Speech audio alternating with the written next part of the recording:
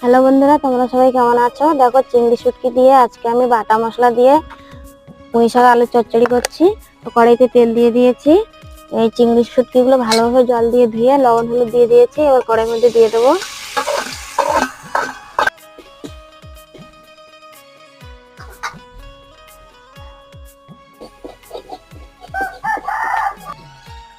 কড়াইতে দেবো গোটা জিরে আর পেঁয়াজ কুচি দেবো।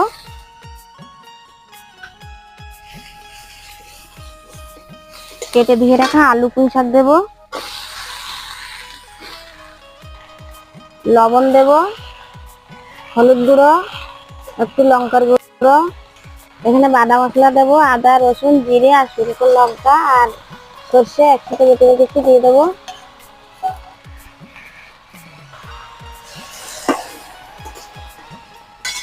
এবার ঢাকা দিয়ে দেবো।